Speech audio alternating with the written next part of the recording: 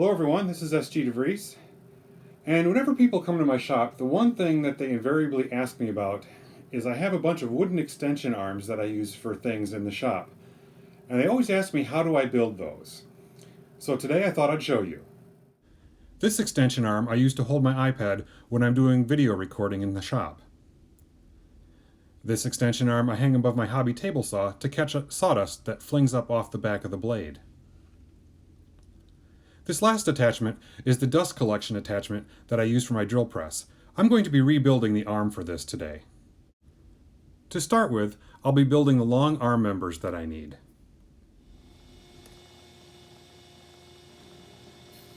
First I cut the boards.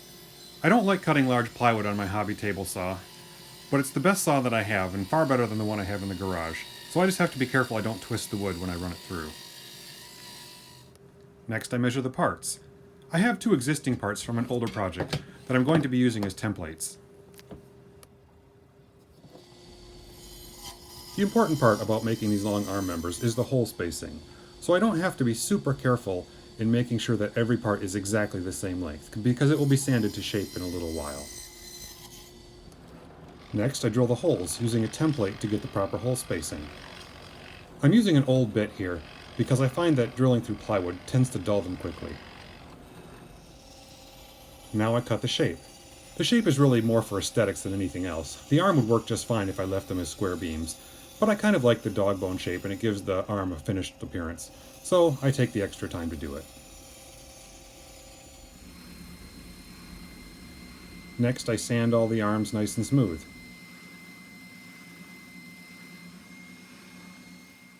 Here are all the finished arms. 8 of them are new, and 2 of them are the ones I had from the previous project. Next I'll be building the bracket that fits on one end of the arm. This is the bracket that will attach into the wall bracket.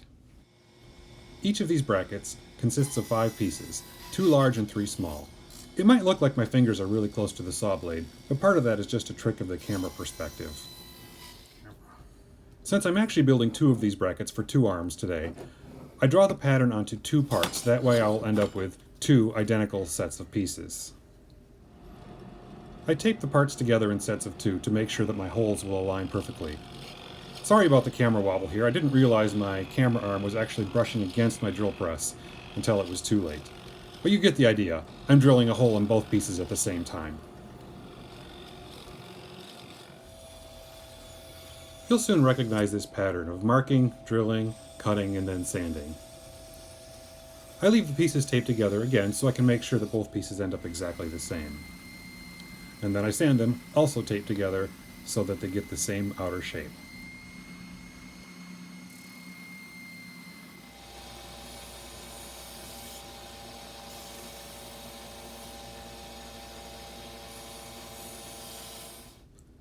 Now it's time to glue these pieces together. The 2 large pieces are sandwiched between the 3 smaller pieces. I'm going to be using a carpenter's wood glue here, which sets pretty quickly, but I'm not gluing that many pieces together, so I find that I have enough working time. You can see that I use a dowel positioned through the 2 holes just to make sure that those holes stay perfectly aligned during the gluing process.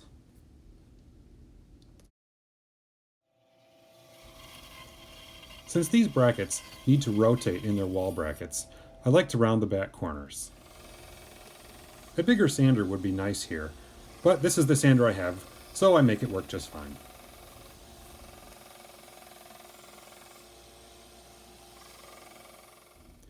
And here are the 2 finished pieces.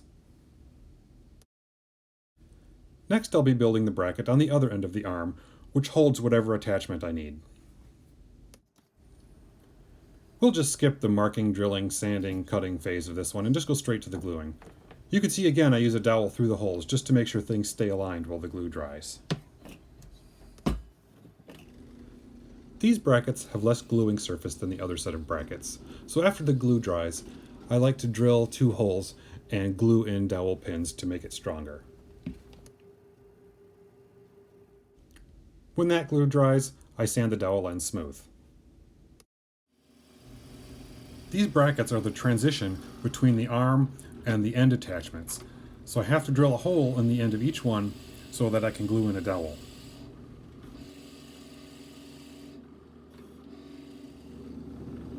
At the other end of that dowel attached to the bracket will be a wooden sphere.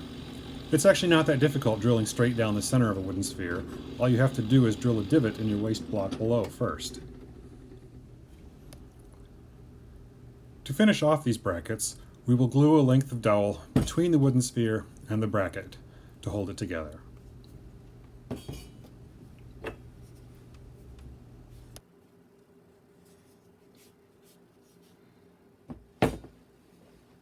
And there we go.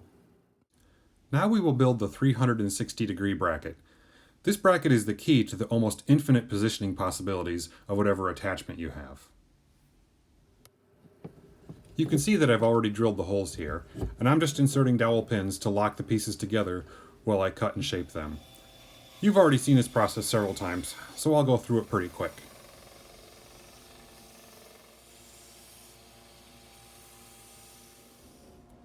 These two wooden bracket pieces need to sandwich two wooden spheres between them. Now, it would really be nice to have a spherical sander so I could make a perfect indentation on the inner edge of those boards, but I don't have that, and so I have to do the best I can with what I've got. A second wooden sphere gets a dowel glued into it, and that goes in the other indentation of the bracket. We'll attach this together with bolts later. Now we move on to the wooden brackets that hold the arm to the wall. I have a number of these around my shop, so all the arms can be interchangeable. You've already seen the measuring, drilling, cutting, sanding process several times, so I think we'll make these next parts just magically appear done. And there they are.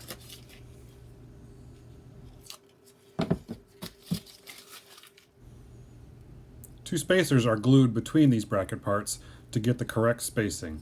You'll notice again that I use a dowel through the holes just to make sure those holes stay perfectly aligned.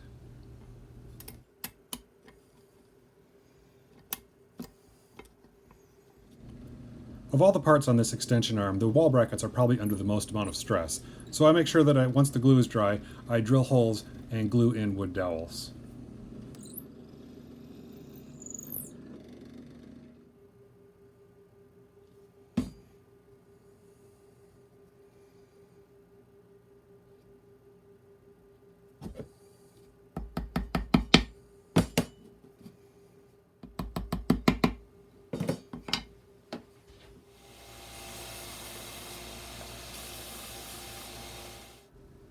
The back plate for these brackets needs a lot of holes drilled into it.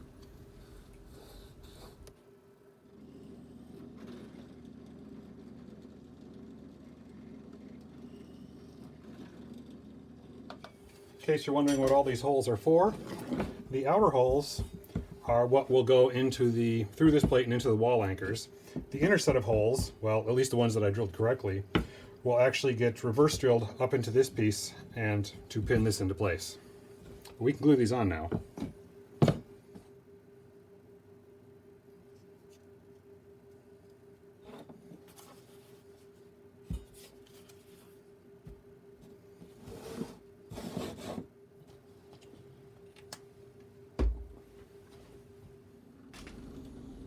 I like to wait till the glue on these parts is fully dry before I try to reverse drill into it for the pins.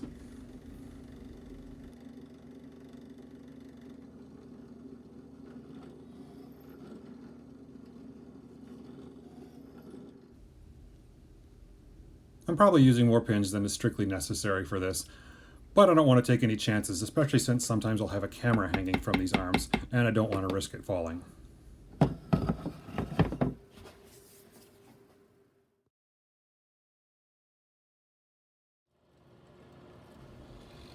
For the other arms I've built for my shop, I have just bought knobs that I could thread onto a bolt. For this one, I'm deciding to try to make my own knobs.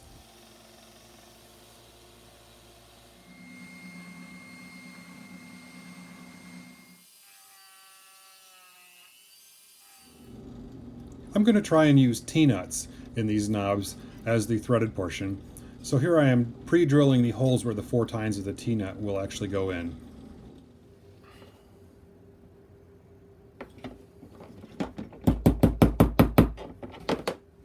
I don't think they look half bad. Now it's time to see if they work. I'm going to move some things out of the way here. I start by putting the rear set of 3 arms on the rear bracket. These on. Now on this back one here, by the rear bracket where it attaches to the wall, I have a couple of 3/4 inch, or well, 3/4 inch hole washers. Now that is actually to separate the knob out a little bit so it doesn't bind with this hinge. So I'm using threaded rod instead of a bolt so that I can screw a knob on from each side. That on a little ways. Thread it through. Regardless of which one I turn, I can tighten it or loosen it from either side. And tightening it just pulls the T-nut in tighter. So I don't have to worry about that T-nut coming out.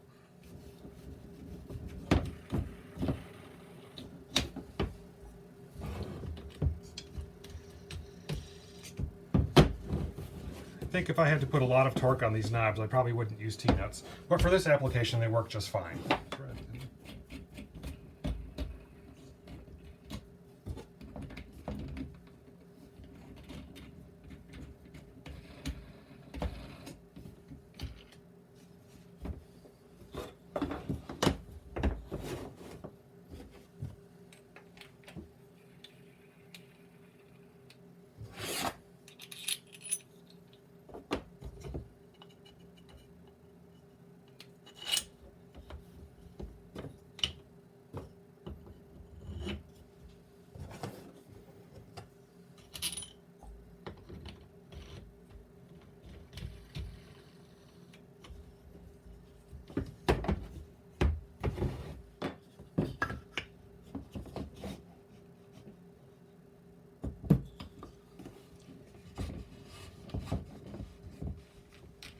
I will use that dowel with the sphere for a new end attachment, but for this one, which I already had built for my drill press, all I have to do is just swap it out.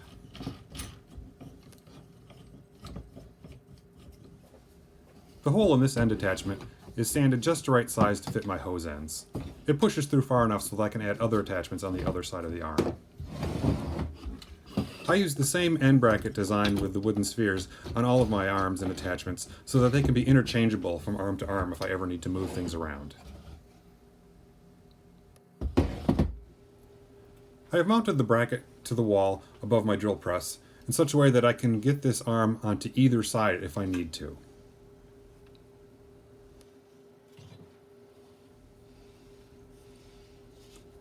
As I loosen up some of the knobs here, you can see the great flexibility that 360-degree joint offers. Whether I'm using a dust collection hose on the end of this arm, or a camera, or lighting, I can target it to exactly where I want it. The additional flexibility of the arm only adds to the versatility.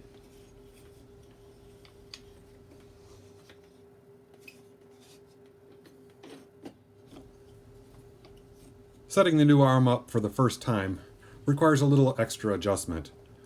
Most of the time when I need to use it, I only have to adjust the 360-degree joint at the bottom because there's quite a bit of flexibility just in that alone. But once I lock it down, it doesn't move. I'm pretty happy with it. Well, I hope you enjoyed the video. If you're interested in this sort of mechanical engineering out of wood, I invite you to check out any of my toy videos or any of the instruction books I have for those toys that are available on Amazon. Thanks for watching.